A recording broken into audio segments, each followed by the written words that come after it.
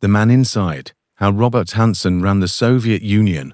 From Inside the FBI, February 18, 2001. Foxstone Park, Vienna, Virginia.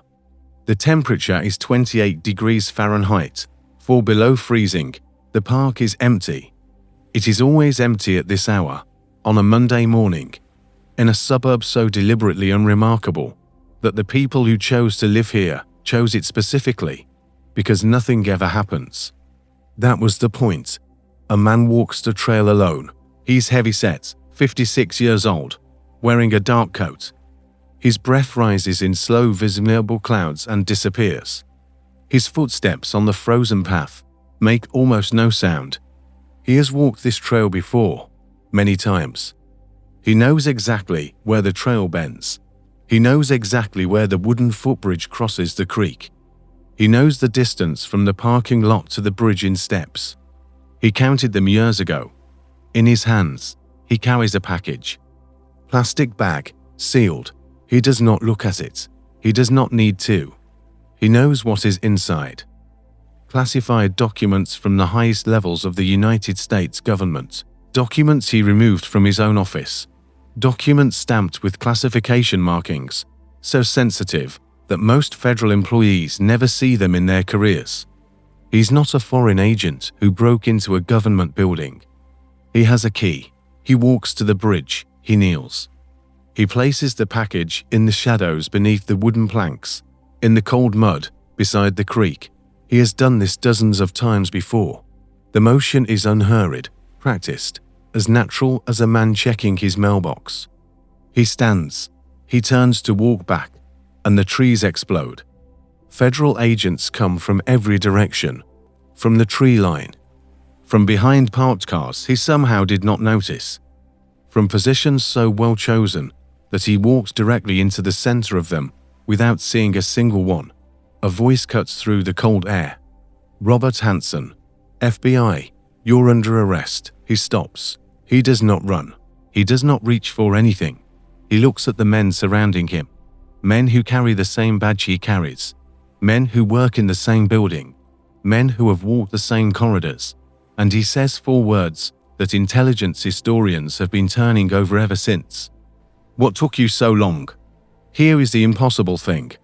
This man, standing in a frozen park in a Virginia suburb, surrounded by his own colleagues, was not a Soviet spy who had infiltrated the FBI.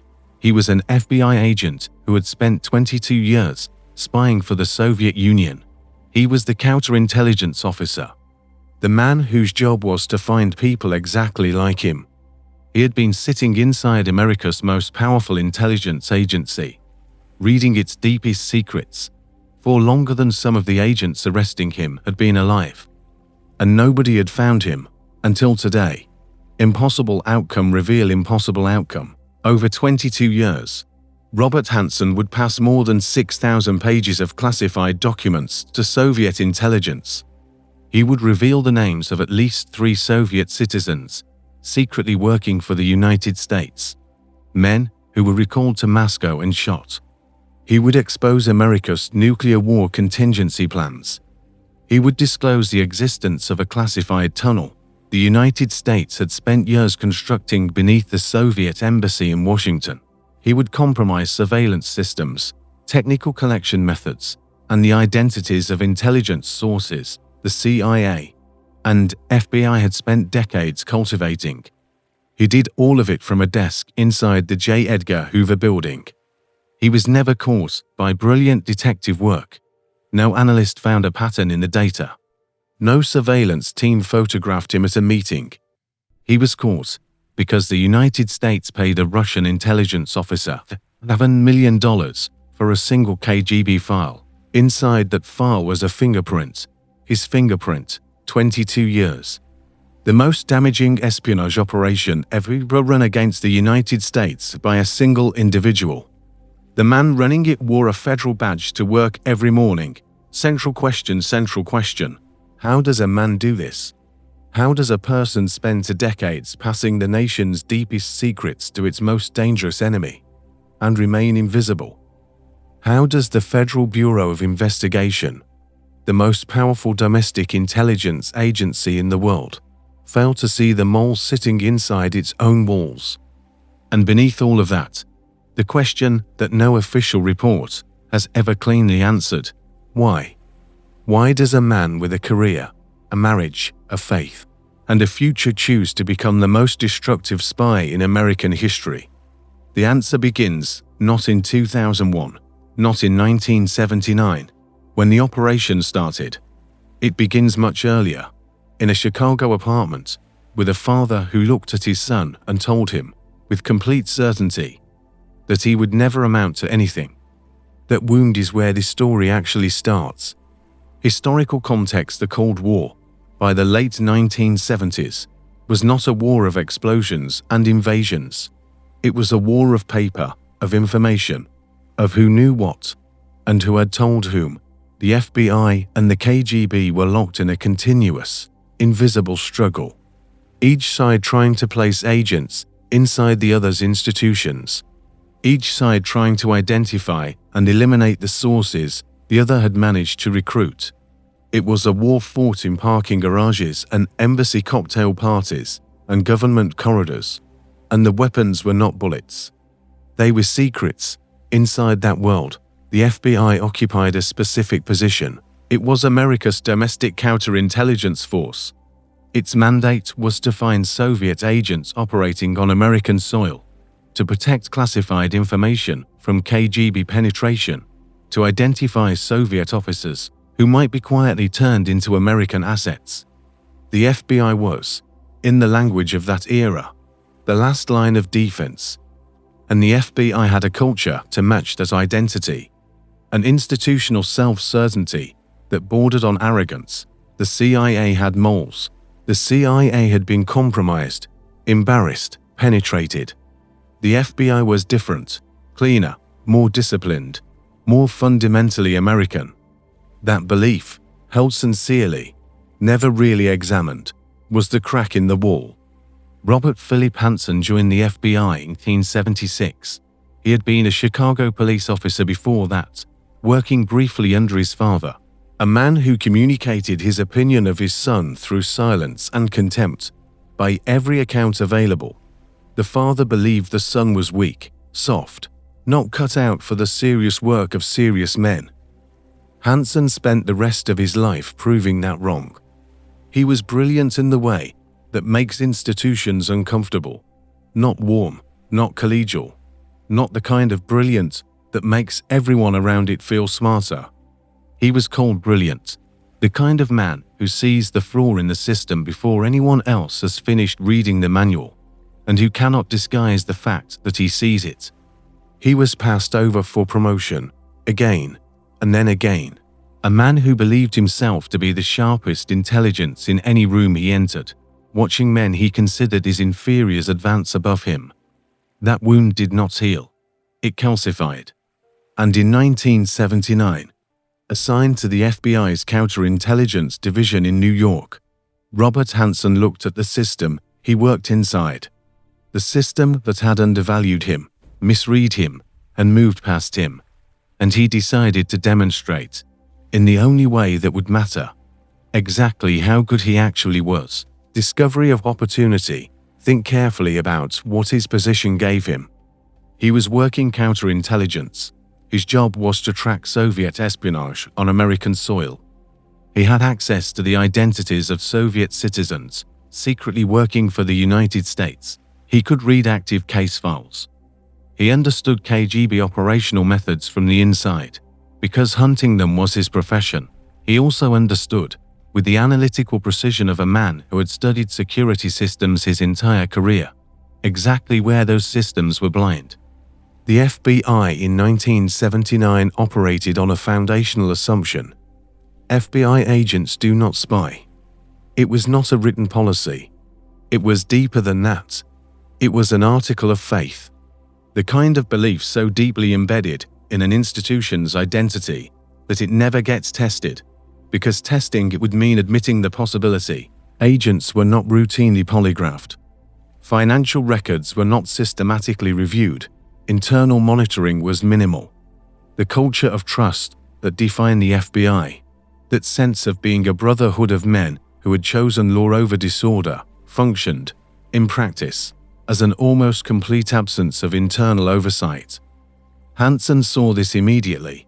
He had been doing his job for 3 years when he made his decision. And when he made it, he did not do what most men in his position do. He did not walk into a Soviet embassy. He did not make a phone call. He did not arrange a meeting. He sat down and wrote a letter. The letter was addressed to a specific Soviet military intelligence officer, a GRU officer whose identity Hansen had discovered through his counterintelligence work. The letter was precise, professional. It offered something of extraordinary value. It offered a name. The name of a Soviet general who had been secretly working for the FBI for nearly 2 decades. A man who had passed American intelligence some of the most valuable human intelligence of the entire Cold War. A man whose protection was one of the FBI's most closely held responsibilities. His name was Dmitry Polyakov. He was one of the most important American assets alive. Hansen gave him away in the first communication he ever sent. He asked for money in return. The operation had begun. The impossible plan. What made Hansen different from every other mole in the history of American espionage was not what he had access to. Others had access. Aldrich Thomas, at the CIA, had access. Others before and after had access. What made Hansen different was how he decided to operate. He invented his own tradecraft. He designed his own rules. He imposed them on his handlers, and he enforced them without a single exception for 22 years. He would never meet his handlers in person, not once, not in 22 years, not for a handshake, not for a briefing, not for any reason. He understood, with the clinical clarity of a man who had studied the failure of other spies professionally, that the moment you meet your handler, you can be photographed, followed, identified. He removed that vulnerability entirely. He operated exclusively through dead drops. Specific locations, parks, bridges, fence posts, where he would leave packages without any direct human contact. His handlers would retrieve the material separately, hours later. 2 parties, never the same space at the same moment. He chose his own locations. He set his own timing. He communicated through written notes that were careful, controlled, and never more specific than they needed to be. He gave himself an alias, Raymond Garcia. For 22 years, the KGB, and after the Soviet Union dissolved, the SVR, knew him only as Raymond.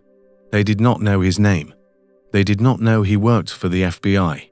They did not know his rank, his office, or what he looked like. He was a handwriting on paper, a package in a plastic bag, a voice that never spoke. He also made a calculation that bordered on breathtaking audacity. He would never ask his handlers for operational information. He would not accept tasking. He would not take assignments that required him to seek out specific material, because seeking out specific material left traces. He was not working for the KGB in any traditional sense. He was a vendor. He set the terms. He chose what to sell and when to sell it. He controlled the transaction from his side of the wall, and the other side could accept or decline. They always accepted. Execution high tension. The first years of his operation were based in New York. He passed documents. He received payment, sometimes cash, left in dead drop locations. Occasionally diamonds. He took no unnecessary risks. He made no detectable mistakes. And the material he passed was not marginal. From the very beginning, he passed at the highest level his access allowed. In 1985, he was transferred to Washington, to FBI headquarters. For a man in his position, this was not simply a career move, it was a transformation.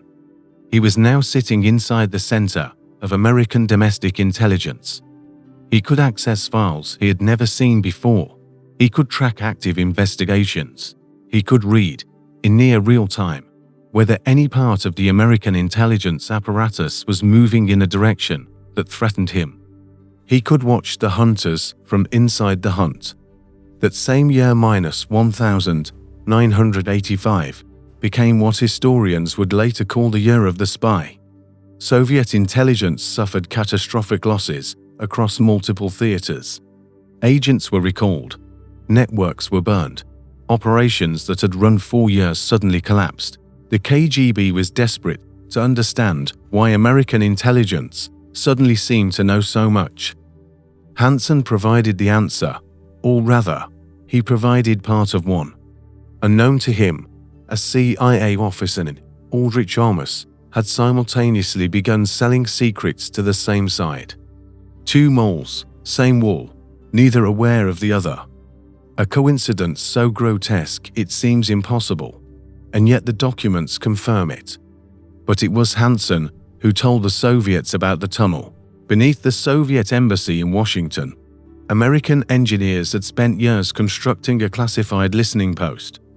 A tunnel, built at extraordinary cost and effort, designed to intercept Soviet communications at the source. It was one of the most ambitious technical intelligence operations of the Cold War. Hansen disclosed it in a packet of documents left beneath a bridge at a northern Virginia park. The Soviets, now aware of the tunnel, did not immediately reveal that knowledge. They allowed the operation to continue, modified their behavior subtly to feed disinformation through a channel they now knew was compromised, and preserve their source. The tunnel ran 4 years after they knew about it. Millions of dollars, years of human effort, converted into a liability by a man who drove to work every morning on the same highway as his colleagues. At home, his life was entirely ordinary. He attended Mass on Sundays. He was a devout Catholic, a member of Opus Dei. He coached his children's sports. He and his wife Bonnie raised 6 children in a house in Vienna, Virginia, in a neighborhood of government employees and defense contractors, and the kind of quiet professionalism that constitutes normalcy in the Washington suburbs. His wife once found a letter he was writing, a letter that mentioned the Soviets. She confronted him.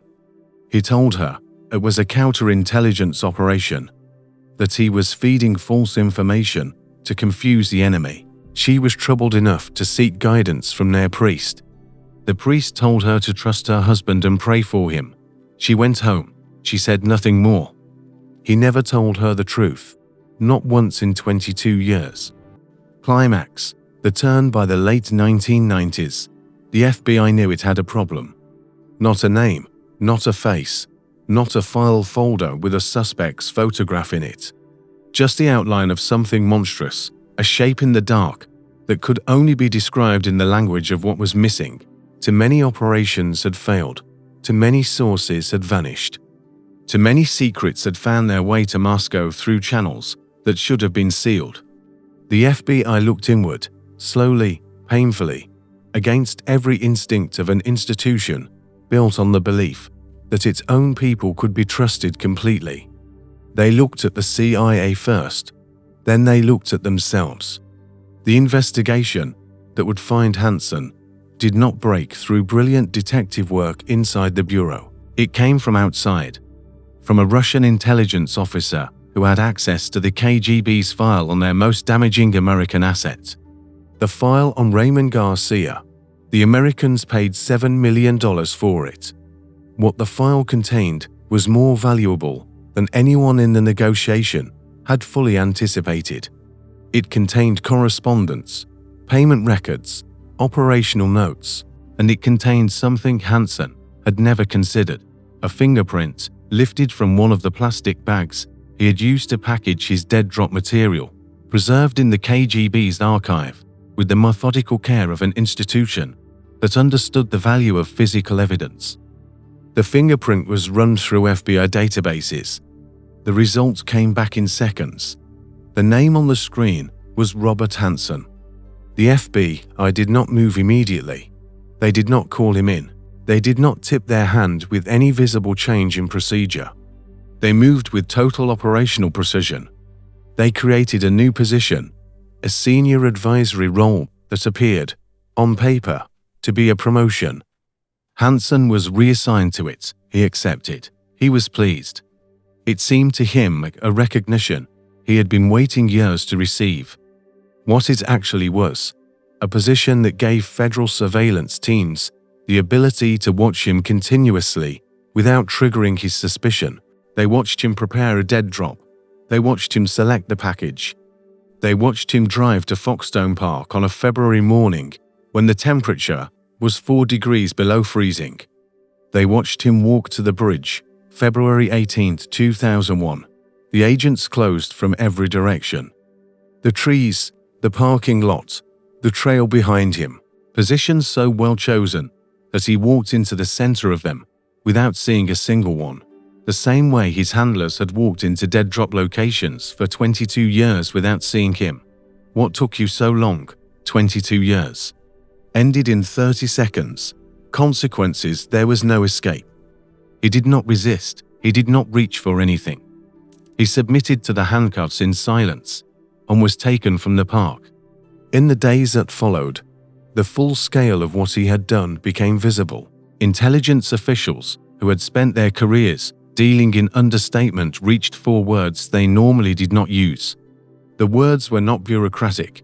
They were personal, devastating, catastrophic, irreparable. 3 men were dead because of him. Dmitry Polyakov, the Soviet general he had burned in his very first communication, before he had received a single dollar in return. Recalled to Moscow on information Hansen provided, arrested, shot. Valery Martinov and Sergei Motorin, to Soviet intelligence officers who had been quietly working for the FBI, providing information at considerable personal risk. Their names appeared in documents Hansen packaged and left beneath a bridge. They were recalled. They were arrested. They were executed.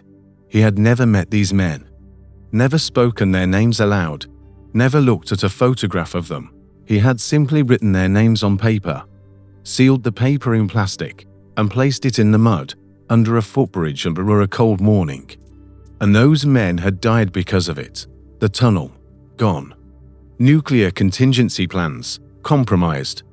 The technical collection systems, the surveillance methods, the identities of sources and assets built over decades, each one disclosed, each one burned, each one destroyed by a man with a security clearance and 22 years of nerve. In July 2001, Hansen pleaded guilty to 15 counts of espionage and conspiracy.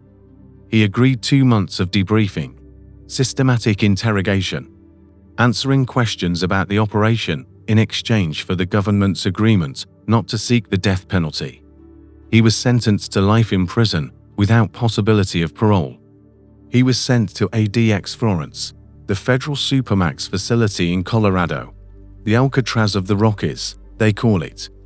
23 hours a day in a cell, minimal human contact. He attended mass when allowed.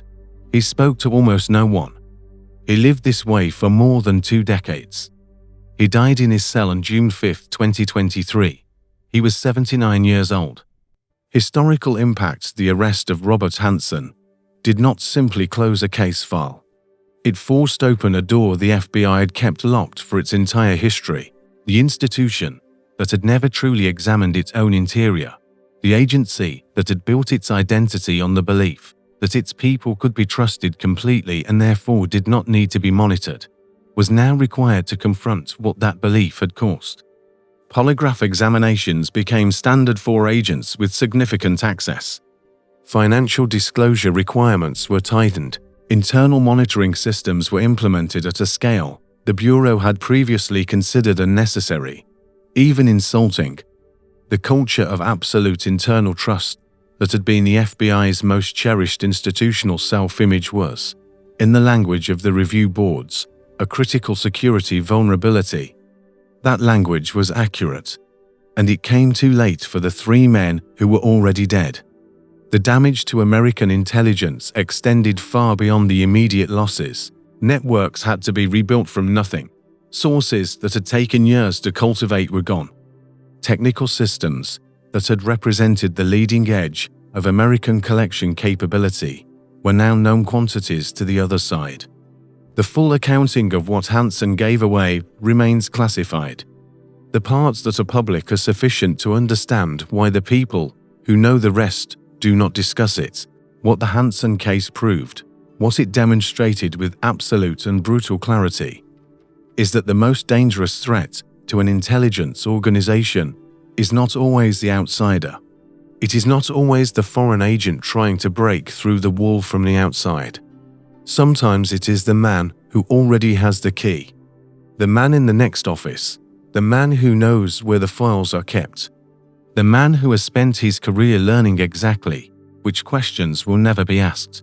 There is a question that the debriefings never answered. Not completely. Not in any way that satisfies. Why? He was paid approximately $1.4 million over 22 years.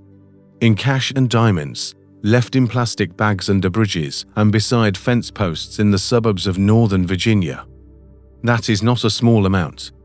But for a man of his intelligence and his access, a man who understood better than anyone else alive exactly what he was selling, it is not a life-changing fortune. It does not explain 22 years. He was asked, during those months of debriefing, what had driven him. His answers were not satisfying. He spoke of ego. He spoke of the pleasure of operating a system more sophisticated than anything the FBI had managed to detect. He was not ideologically motivated. He did not believe in communism. He did not admire the Soviet system. He was not trying to change the world. He was, in the most stripped-down reading of all the available evidence, a man who needed to prove something.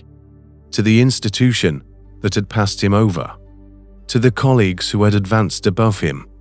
To the father whose voice he had carried inside him for his entire adult life. He needed to demonstrate, in the only arena where he could not be argued with, that he saw what others could not see. That he was better than all of them. And he was never wrong about that. That is the part that stays with you. He was caught not because someone outtaught him. Not because an analyst found a pattern. Not because a surveillance team photographed him at a meeting he should not have attended. He was caught because a Russian intelligence officer decided that $7 million American was worth more than his loyalty to an institution that no longer technically existed. One fingerprint in a foreign archive. That is the margin by which 22 years ended. The plastic bag he left under the bridge at Foxstone Park that February morning contained documents classified at the highest levels of the United States government. The SVR officer who was supposed to retrieve them never arrived. The FBI got there first. In the bag, along with the documents, investigators found his standard packing material. The tape, the wrapping he had used and refined over to decades of operational discipline. The small, ordinary materials of an extraordinary act of treason. Somewhere in the parks and quiet streets of Northern Virginia, there are bridges and fence posts and telephone poles that once carried Robert Hansen's signals. The marks of a war fought in silence, by a man no one suspected, for reasons no one has ever fully explained. He's gone now, but the question he left behind is still open. If Robert Hansen could do it, with his badge, his clearance, his family, his church, his 22 years of Sunday mornings and Tuesday afternoons and ordinary commutes, then who else has done it? Who else is doing it right now? In some quiet park, in some ordinary suburb, placing something under a bridge